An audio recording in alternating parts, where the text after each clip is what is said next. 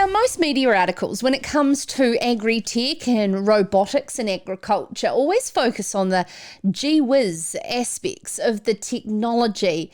But two Monash University philosophy academics have shone an ethical torch on how their future application could raise some challenges for what it means to farm. As reported in a recent Farmers Weekly, journalist Richard Rennie explored this more with our next guest, Professor in Philosophy, Rob Sparrow. Rob, it's an interesting angle to take, and I would absolutely love what inspired you to go down this track. I've been working on the ethics of robotics for about 2 decades. I've mostly been writing about military robotics, a little bit on aged care robotics. I've written about sex robots, which everyone wants to hear about. And I was conscious that, agricultural robotics is one of the, next big things in robotics. And obviously Australia, is a agricultural nation. People are looking at these technologies, and I thought it was time to have a good hard think about them. There is in the International Journal on Advances in Precision Agriculture, robots in agriculture, prospects, impacts, ethics and policy that you've put together with Mark Howard that I have here. And I'll make sure we've got a link in the description below for our viewers and listeners to read in more detail. But when it comes to our relationship with food, nature and farming, it has been, for many that know a farmer or grower, innate to us in our ability to understand our surroundings and ability to do the job as ourselves, but yet we are surrounded by options with technology to utilise it to make life more efficient. Why do you believe that things like that may improve our well-being, our lifestyle, get the job done quicker, could actually be bad for us? I'm not going to say that they'll always be bad for us. That would be wrong. These things need to be thought about. And in some ways, one of the first things I want to say is, don't believe the hype. You mentioned the gee whiz. The stories are always about the technologies working perfectly. But as your audience knows, technologies don't always work perfectly. Other people have access to them, and if you don't, that might cause problems. So there's more going on here than, perfect robot on perfect farm. But farming's always been technological. You can't be kind of anti-tech and farm. The question is, what is this technology going to do to our relationship with nature, to the economics of farming, and to our understanding of our place in the natural world and our relationship with our food? Let's talk about the economics on farm, because here in New Zealand at the moment, and I know it will be the same in Australia, with a lot of migrants coming to be able to help us on farm. Now, of course, with COVID, that being a major issue for when it comes to harvest, especially in the horticultural crops, and of course our tractor drivers, etc. It's appealing to look towards technology to help improve on farm. That depends a bit on whether or not you're someone who's who wants to work on a farm, or someone who wants workers on a farm. So let's be clear that what to one person is a feature, to another person is a bug. And if there's massive job losses in farming and it's not possible for people to work in the rural sector because the place is crowded, they're crowded out by machines, that's not going to look like a blessing to everyone. Obviously, in the current circumstances, people want to harvest their crops. Has to be said that at the moment, robots offer less here than people imagine. Farming's a difficult application for robots, and often, for instance, you need to modify the agricultural facility heavily in order to make the robots work. That favours people who've got lots of money to spend. It favours people who run particularly big farms or agricultural enterprises. So again, might be great for some. It's not going to be great for everyone. And I think people need to be taking that into account when they think about this technology.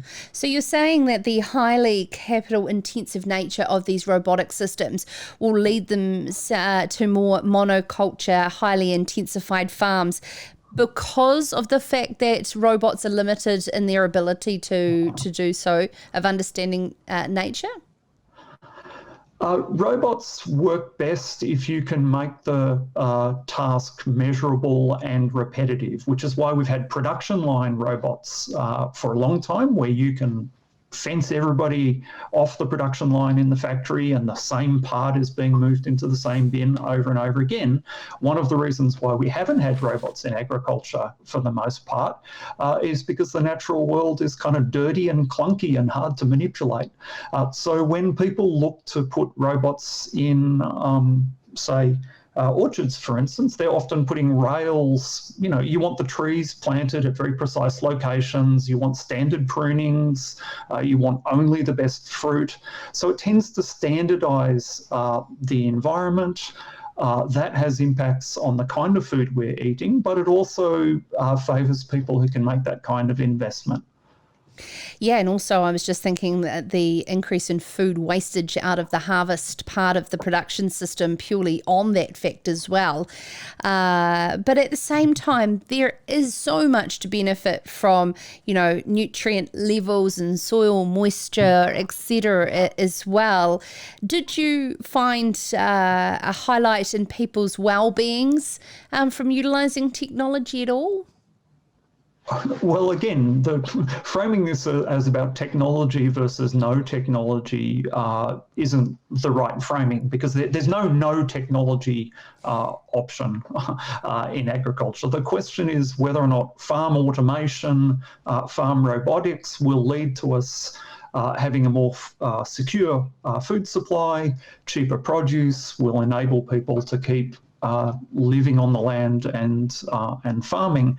And that's not straightforward because of a lot of people who are looking at agriculture, particularly internationally at the moment, say we need smaller farms, we need more biodiverse farming, we need shorter supply lines, and robots is all heading in the other direction. It favours large-scale farming, standardised crops, regular production schedules. It's an industrial model of agriculture, and clearly that has been very productive for us, but it has downsides as well, and I'm just trying to make sure that people keep those in mind. I'm really interested in how you actually came to be in the field of robotics, and there's so much more than agriculture and all the elements around from the ability to use in military through to, as you said, sex robots, etc. What fascinates you when it comes to the philosophy of where the future could go? In part because I'll be living in the future and my children will be living in the future, and so I care about the future. And one of the things that has happened culturally is people have more or less given up on the idea that we can shape the future, and we expect our future to be shaped by our technologies. And so if you're interested in shaping that future, shaping technologies is one of the places that you need to be looking. Often conversations about robots are really conversations about what it means to be human. And, conversations about agricultural robots often turn on competing visions for the future of agriculture. There's an industrial model of agriculture, and then there's a, return to a kind of more small-scale biodiverse agriculture. And in part, the debate about robots is about which of those futures we want to bring into existence. The future matters to all of us. If someone tells you their technology is revolutionary, you should think, hang on, do I want a revolution? Is this my revolution? And certainly robots are a technology that people regularly describe as being revolutionary. It certainly is a fine balance, isn't it? Because of the fact that technology such as social media, if it was put through an ethics committee before it got started, probably would have never got off the ground and had the benefits that it did, regardless of all the dangerous side of it that we're discovering now. So what would a ethics committee around agricultural robots look like that didn't hinder advancements? Again, I would be reluctant to talk about hindering advancements. The question is, if you want genuine advances in our quality of life, if you want to see a more secure food supply, better food on our plates, which technologies do you want? And just buying robots, out of the box without thinking about them, and without thinking what will the world be like when these things are being used by your competitors? How will it change what it means to operate a farm? For instance, what will happen when a lot of farm work can be done remotely, for instance? So if you think about, say, remote mining operations, for instance, once you've taken the driver out of the truck, there's no need to have them even in the country. You can have people overseas tele-operating your mining vehicles, and in the future, maybe the tractors will all be run by people overseas. So that world is one that we need to think critically about. Not block advances, but make sure they genuinely are advances. There's a lot of Irish and UK tractor drivers stuck in Great Britain that usually would be here driving tractors that we happily remotely drive them on our behalf. Professor Rob Sparrow, thank you so much for your insights into that. It's extremely interesting. And as I said, I'll put the link to the paper that Rob and Mark Howard put together on the ethics of robots in agriculture.